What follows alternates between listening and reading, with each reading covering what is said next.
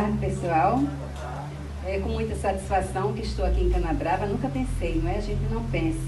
Mas há muitas coisas programadas que nós não imaginamos. Quero iniciar com meus agradecimentos por intermédio de Simplício. E a partir daí, entrei em contato com o José Medeiros, sou professor, e aqui estou. Então, quero agradecer a cada uma que faz com que isto aconteça. As pessoas que cuidaram da nossa refeição, as pessoas que cuidaram da casa, que varreram, as pessoas, todas que fizeram com que esse evento estivesse aqui brilhante. Agradecer pela acolhida de cada um, porque fomos todos bem acolhidos. O carinho, a amorosidade, a gentileza, todos nos receberam com afeto, com imensa gratidão. Eu deixo aqui um abraço em cada um. Pois bem, faz 3 anos que eu me aposentei da Universidade do Estado do Rio Grande do Norte. Me aposentei cedo, né? Sou muito jovem ainda, porque eu comecei a trabalhar muito jovem. Aos 16, minha carteira já estava assinada. E assim, antes de começar propriamente a minha fala sobre o assunto sobre o qual irei tecer algumas considerações, gostaria de dizer que eu sou filha de um ferreiro. Naquele tempo, o ferreiro fazia ferro, né? Claro. Fazia os anzóis para os pescadores, aqueles anzóis grandes. Aí, então, meu pai, era ferreiro e eletricista, aqui de Touros. Nasci aqui em Touros e me criei e passei parte da minha adolescência. E isso é importante a gente dizer, porque os senhores e as senhoras, professores aqui presentes, precisam mostrar a nossa identidade, quem somos, de onde viemos. Porque muitas vezes a ideologia neoliberal dominante não permite que a gente acredite em alguns sonhos. Nossos alunos creiam que podem seguir adiante. Mas aqui estamos diante de exemplos. A irmã de José, Simone, José e vários outros, Simplícios, professores diversos que estão aqui. Então, eu gostaria só de deixar esse recadinho assim, para os professores e professoras aqui presentes. Precisamos elevar a autoestima das nossas crianças. E gostaria de pedir também a Jéssica, aqui e acolá, por gentileza, você poderia traduzir para Nini um pouco, assim, pelo menos o mote inicial, a ideia mais geral da minha fala, para ela não ficar tão a par do que estou falando, pode ser? Muito obrigada, então. Então, pois bem, precisamos elevar a autoestima dos nossos alunos. Eu pesquiso sobre história da educação, história da profissão docente, história do lugar, e assim, há muitos conceitos que precisariam de mais tempo para discorrermos sobre eles. Por exemplo, o conceito de memória. Como poderíamos entender o conceito de memória? Conforme a pesquisa bibliográfica que fiz, a memória passa a ser tratada numa tese de doutorado. Uma das primeiras pesquisadoras que vai tratar desse conceito de memória chama-se Cléia Bossi, da Universidade de São Paulo. Aí depois de Cléia Bossi tem a Maria de Lourdes Lima, professora Maria de Lourdes Lima, da Universidade de Minas Gerais, Universidade Federal de Minas Gerais. Claro que no mundo inteiro nós vamos ter vários teóricos. Maurice Halbach, por exemplo. Alguns pronunciam diferente, a pronúncia em língua portuguesa é Maurice Halbach. Então, esses teóricos são aqueles sobre os quais eu me fundamento quando vou tratar da memória como lembranças que construímos, que marcaram. Então, conhecermos um pouco da nossa história, nós, enquanto educadores, precisamos falar para as nossas crianças, para os nossos alunos, dessa importância de conhecermos a nossa história. E aí, assim, eu tenho pesquisado sobre a história de Touros. Estou construindo um livro e vamos tratar vou passar aqui, né? Das bandeirinhas. Chega aqui. Bom, as tradicionais bandeirinhas de touros. Alguém aqui já ouviu falar das bandeirinhas de touros? Então, essas bandeirinhas de touros têm mais de um século. Elas têm mais de um século e elas vão possibilitar uma certa identidade, quando só existe na cidade de Touros. O que nos identifica, na minha opinião, são aquelas... o que de fato é único para aquelas pessoas é o que nos identifica. E essa história e nossas memórias vão construindo essa identidade. De modo que as tradicionais bandeirinhas de touros, aqui nós temos uma fotografia, a foto foi de Francisco, um fotógrafo tourense. Vocês estão vendo na fotografia mulheres vestidas com essas roupas brilhantes, aí porque conseguiram um certo patrocínio. Mas, de fato, as bandeirinhas, elas resistem há mais de um século porque há mulheres, mulheres principalmente das classes populares, que tratam de preservá-las, de paulatinamente, todos os anos, vão construindo as bandeirinhas de touros. Então, aí nós temos um site que eu tenho há uns 5 anos, tenho tentado divulgar notícias, histórias, eu publico alguns pequenos artigos, quem quiser pode também publicar. E aí vem a pergunta: como era touros no tempo das bandeirinhas? Aí é uma foto de um livro sobre touros, dos Cavaleiros dos Céus. Essa foto data de 1920, dessa década, e a rua da frente, como a gente chamava. Rua Prefeito José Américo. Vocês estão observando que aí era até inclusive uma lagoa nessa parte aí. Lá ao fundo nós tínhamos a igreja, então é a rua principal da cidade. Como era touros no tempo das bandeirinhas? Touros no tempo das bandeirinhas era o tempo de touros dos Cavaleiros dos Céus, era do tempo de touros da criação do grupo escolar Coronel Antônio do Lago, general que falam, era o tempo das serenatas ao luar, era o tempo dos mamulengos, que nós chamamos João Redondo. Fui muitas vezes com o papai assistir o João Redondo no Centro Operário Tourense, que acabaram derrubando. Então eu ouvi o colega professor Antônio comentar a parte histórica de touros. Não há a preservação dos nossos monumentos, das casas antigas, da nossa história tourense. E o que é uma pena. Então, que nós possamos tentar contribuir para isso, não é? Aqui nós temos a parte da igreja. Então, ali são armazéns. Tem 3 prédios assim, um colado ao outro, junto ao outro, são armazéns. Temos a igreja. E aqui é então, essa igreja, o rio, a foto do arquivo de Carlos Pacheco. Touros desses anos. Aqui nós temos o farol do calcanhar. Esse farol da minha direita, no caso da esquerda de vocês, é o farol de touros. Vocês conhecem, né? Segundo o que eu tenho lido, não sei se agora ele é o segundo, ou é o primeiro farol, maior farol da América Latina, ou é o segundo. Farol do calcanhar. Mas ele já teve também o nome de Olhos d'Água. Por que Olhos d'Água? Porque havia vertentes de água pura, nascente, ao seu redor. Então, ele é construído no chão, né? E aí foi justamente em 1912 que ele foi inaugurado o primeiro farol. E as bandeirinhas começaram mesmo antes do século passado. Antes de 1900, as bandeirinhas começaram. E tem se propagado e se conservado, e hoje elas continuam. Então, o tempo das bandeirinhas foi também o tempo do voo do Savoia. Carlos Delprete, né, e Ferrari, os dois, em 1928, fizeram um pouso forçado na cidade de Touros. Foi o primeiro voo que atravessou a América, entre a África, da Europa para a América do Sul. Foi o voo deles. E aí, na lagoa, perto do farol, esse voo aterrissou. Então, até agora, nós estamos contextualizando como era Touros no tempo das bandeirinhas. Aqui o Grupo Escolar General Antônio Florencio do Lago. Ele foi criado com o decreto de 1927 e começou a funcionar mesmo em 1928. É uma arquitetura ainda, eles preservaram, estava para cair, mas houve uma grande mobilização da comunidade e, de fato, foi se preservando, não é?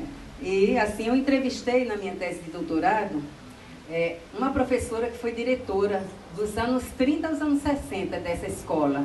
E num dos livros que eu doei à biblioteca, tem um artigo sobre esse grupo aqui escolar, que eu prometi até ao professor, mas eu vou pegar lá para ali. Tá bom, professor? Então, voltando aqui.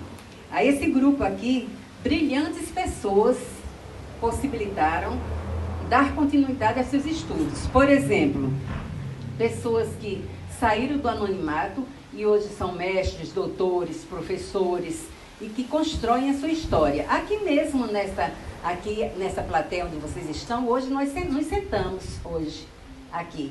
Conheci Dona Francisquinha, conheci seu Francisco, a história do lugar, da gente saber que aquelas histórias, que a gente parece que não valoriza as pequenas histórias, mas essas histórias que as professoras desse grupo me contaram, várias delas, são histórias que as professoras aqui presentes poderiam recuperar, reconstruir junto aos seus alunos na comunidade. Porque essas histórias se perderão se nós não preservarmos a memória. As pessoas partem, nós não encontramos mais, as memórias vão se perdendo. E se a gente não tiver esse trabalho de recuperá-las, essas histórias vão se perder. Hoje eu aprendi qual é a origem do nome de Canabrava. Eu aprendi porque a devoção ao São Francisco da Igreja Católica daqui. Eu aprendi porque Baixa do Quinquim. Eu ouvi histórias lindas. Eu acho que foram 40 minutos de ouvir histórias de Dona Francisquinha, que foi a primeira professora das escolas radiofônicas aqui de Canabrava. Que ela ficava ao lado do rádio, copiando as aulas, depois explicava para os seus alunos. Aqui é só para dizer que assim, a gente fala de algo, por exemplo, nossa aldeia, eu fiquei a refletir. Sabemos que tem a conceituação de aldeia global, com a globalização da economia não há mais, a gente não poderia dizer que a socialização das forças produtivas, de onde a gente constrói uma mercadoria, já não há esse local específico, porque a divisão do trabalho se acentuou de tal forma que se constrói um objeto em várias partes do mundo. E de modo, isso mesmo, dessa socialização e de tudo mais, faz fazer com que a gente diga assim, poxa, eu aqui em Canabrava, sabe? E o mundo lá, o que é que o mundo tem a ver conosco e nós com o mundo? Aí, assim, esses conceitos mais duros de discutir, que tem várias vertentes, vários teóricos, e conforme a gente vai tomar uma decisão sobre eles, do que vamos pensar, do que seja, eu vou escrever no artigo. E aí aqui vou mais apresentar um pouco dessas fotografias e um pouco dessa história. Está bem assim, mas se for o caso, a gente poderia, quem sabe, ver como discuti-los. Então aqui essa lista de ex-presidentes das bandeirinhas foi elaborada por mim a partir de relatos orais e de algumas obras memorialísticas. Então nós temos Maria Pereira, era minha tia bisavó. 1880 e alguma coisa, ela já fazia essas bandeirinhas de touros. Que essas mulheres se reúnem, mais adiante nós vamos ver como é que são as bandeirinhas. A Francisca Conduru, minha tia-avó. Uma é por parte de pai, da família do pai, outra por parte da mãe. E datado, uma data mais ou menos aproximada, 1910.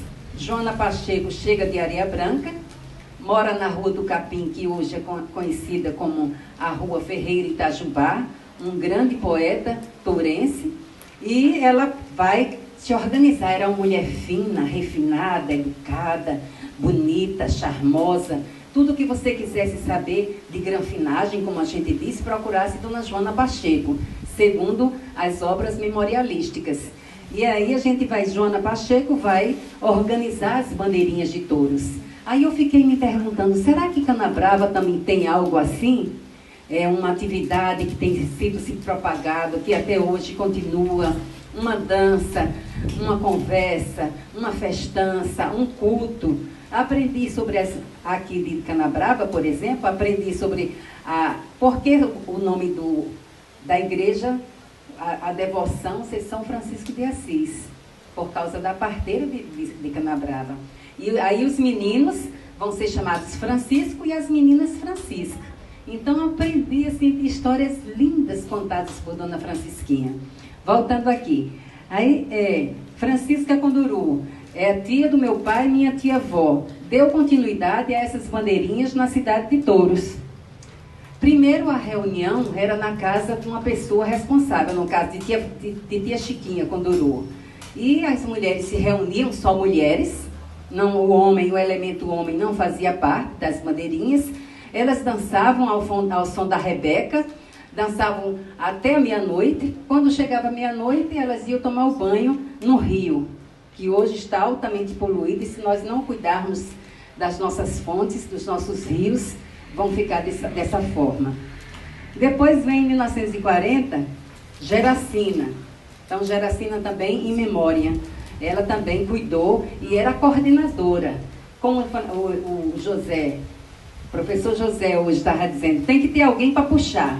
Pois então, essas presidentes tinham a função de coordenar. Obrigada. Tinha aqui já, obrigada. A função de coordenar, arrumar, convidar, vamos fazer o que vamos fazer. Os recursos muito poucos. Por quê? Uma cidade que a economia é baseada na agricultura e na pesca e no serviço público. De onde iam tirar dinheiro para ter uma vida mais sofisticada? E a própria modernidade e a industrialização que não tinha chegado, não é? Então, a Geracina. Aí vem depois a Josefa Odete, a Maria Inês, a Francisca de Assis Cruz e hoje a professora Maria da Paz, que é a coordenadora atual. Bem, vamos adiante. Aí a foto da minha direita, a Geracina, que é a presidente, que foi ex-presidente das bandeirinhas. Só para vocês verem. Então, a fotografia. Nós não temos fotografia de tia Chiquinha. Porque assim não havia tanto a questão da dificuldade de ter uma máquina fotográfica, como a falta de cuidado em preservar as memórias. Os documentos públicos que muitas vezes a gente que eu digo para não dizer que tocam fogo, colocam na fogueira e não preservam esses documentos oficiais, nem as memórias, e temos muitas dificuldades de construir uma história. Essa aí é Dona Finha. Dona Finha está com 98 anos de idade e ela foi uma das coordenadoras das bandeirinhas. Essa daí é Maria Inês, só para vocês conhecerem, muito mais para apresentar mesmo. E a atual, que é Maria da Paz, professora aposentada. Os preparativos. Como é que acontecem essas bandeirinhas? Então, as mulheres se reúnem com antecedência, organizam os preparativos, as comidas. Se o ano foi um ano de inverno, nós vamos ter milho, vamos ter bastante milho, vamos fazer canjica, milho assado, pamonha e etc. Claro, se o inverno não foi bom, vai ser mais difícil. E a bebida? Vamos preparar o quê? Então, havia uma bebida específica chamada de meladinha, que era o suco da fruta da época que tinha, misturada com cachaça e mel de abelha. Misturavam tudo aquilo e elas... Aí eu vou contar um fato interessante. Eu tinha mais ou menos uns 16 anos e fui assistir a bandeirinha lá em Touros. Vocês acreditam que eu fiquei observando que as senhoras, de instante em instante, iam lá no quartinho, não é? De instante em instante. Eu disse, o que é que elas vão ver lá? Aí era o quê? A meladinha ficava lá no quarto, elas iam, tomavam uma e voltavam para dançar o forró. Mulher com mulher. Não tinha homem. Homem só, aí agora já vai ser o sanfoneiro, não é? E o violeiro. Só um minutinho. Opa! Que delícia! Água de coco, tão docinha, uma maravilha. Sim, voltando. Obrigada pela água. Aí voltando, aí os preparativos, a meladinha. Aí depois o tempo foi evoluindo, por exemplo, hoje as mudanças. Hoje, a da Paz, que eu entrevistei recentemente, disse assim, não, minha filha, hoje querem é cerveja, não querem mais meladinha, não. Então, era o tipo de bebida. E vinho também. Naquele tempo atrás mesmo, quando dava o dinheiro, compravam um vinho. Quando não, era realmente essa mistura do mel, da cachaça e do suco daquela fruta. Aí as pastoras, elas depois que dançam, até chegar à meia-noite, aí essas festas acontecem quando? Acontecem no São João, São Pedro e Santana. Na véspera desse santo, é comum a devoção, bem como tem a parte profana, do divertimento e etc., né? De graças, louvores aos santos, a esses santos. E elas se reúnem, aí saem às ruas cantando com a bandeira de São João, ou conforme a bandeira do santo daquela data, vão caminhando e cantando. São João Batista foi tomar banho com as tantas donzelas, tantas caíram d'água e São João caiu com elas.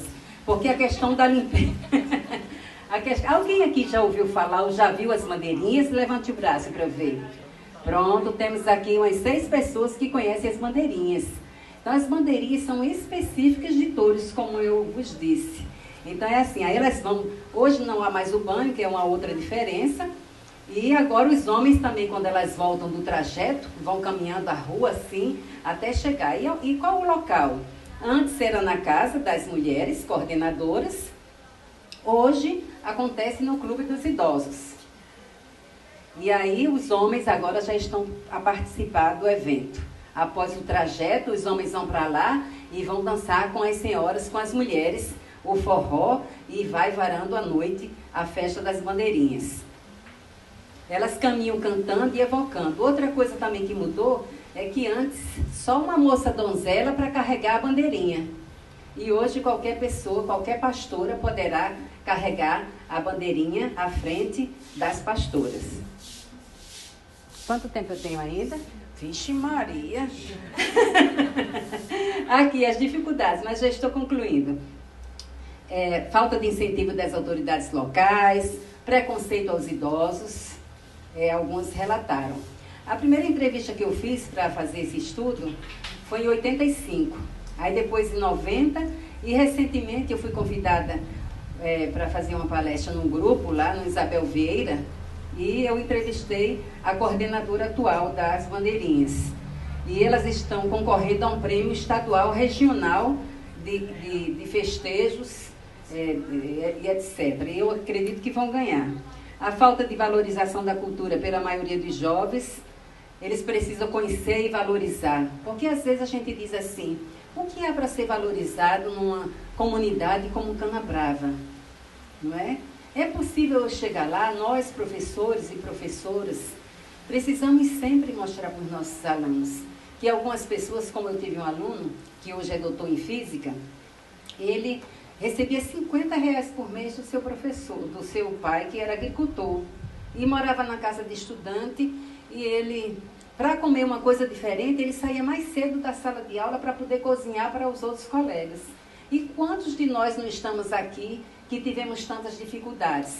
E nós, professores, não precisamos nos arvorar, empinar o nosso nariz e ser snob, porque o conhecimento, o maior conhecimento, sabe o que é? É a gente saber que não sabemos nada, da ignorância, sabe? O que existe de mais amplo nesse mundo é a ignorância e precisamos vencê-la. E nesse trabalho do dia a dia, de nós trabalharmos junto, então, mais uma vez, parabéns à iniciativa desse Centro de Ciências, desse Jardim de Infância, que possibilita a divulgação do conhecimento. Esse encontro aqui maravilhoso. A falta de recursos econômicos. Mas, assim, teve uma coisa boa, que, sim, ainda falta isso. Permita-me só mais 5 minutinhos. Ganhou um prêmio, as bandeirinhas ganharam um prêmio nacional, R$10.000, já foi alguma coisa. E esse dinheiro vai ser publicado um CD com as bandeirinhas, como é o trajeto e tudo mais. Sim, voltando aqui. Só que as bandeirinhas se dividiram, como tudo na vida. Você acredita que agora tem 2 bandeirinhas? As bandeirinhas ditas tradicionais e uma bandeirinha que as mulheres, senhoras, não quiseram ir para o outro grupo. Então, as bandeirinhas agora acontecem em dois clubes. 2 clubes. Uma bandeirinha coordenada por Dona Vitória e outra bandeirinha coordenada por Maria da Paz. Se tivesse mais tempo, eu iria falar mais coisas. O que mudou e o que permanece. Não tomam mais banho no rio, a falta de respeito à cultura por parte da maioria, os tipos de bebidas, comidas, as vestimentas. Esse edital de culturas populares que a bandeirinha ganhou, que foi muito interessante. Luiz Penha é uma das pessoas que tem organizado isso aí. E as referências, Deífilo Gugel, Geraldo Gonzaga da Costa e algumas entrevistas, as nossas referências. Obrigada e quero dizer que estou muito feliz de estar aqui e gostaria que fosse fotografada assim, essa turma de gente. Olha só que beleza. Essas pessoas me ouvindo com atenção, muito obrigada pela atenção de vocês e que possamos, olha só, para que possamos passar adiante essa ideia. Um grande abraço afetuoso dessa professora que está aqui e obrigada pela oportunidade mais uma vez.